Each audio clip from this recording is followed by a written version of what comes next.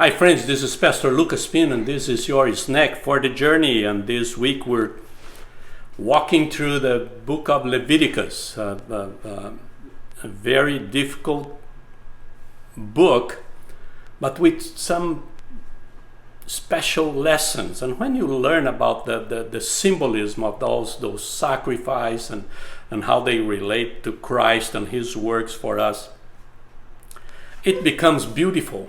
But until then, it's complicated because it's a lot of sacrifice and all those festivals and all those laws and regulations, and it's tough sometimes to read and to keep up with it. But there's some Bible verses there that are beautiful, and today we're going to see one that is it's very important for us. We know that a little bit already, but sometimes we need to understand what is going on here. It's the chapter 17, verse 11. Chapter 17, verse 11, God says, "For the life of a creature is in the blood, and I have given to you to make atonement for yourselves on the altar. It is the blood that makes atonement for one's life."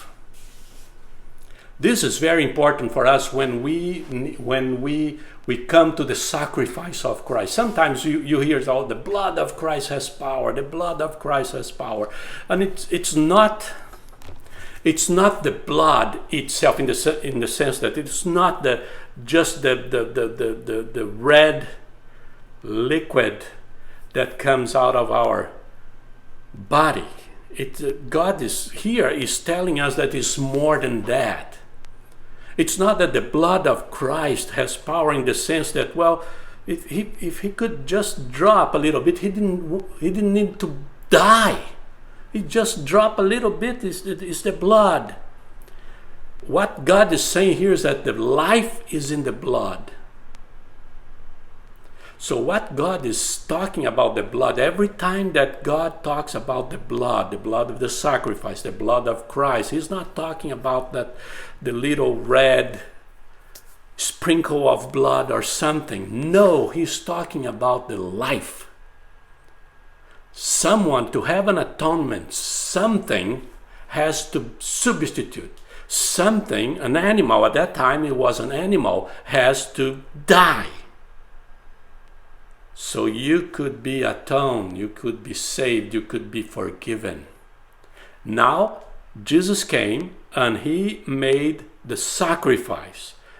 So when we talk about the blood of Christ, we're not talking about just the red liquid, we're talking about the life. It's the life of Christ.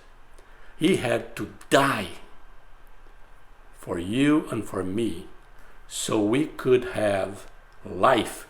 We could be redeemed, we could be forgiven, we could be saved, we could have eternal life, we could be adopted in the family. It's the death of Christ and his resurrection that guarantees our salvation.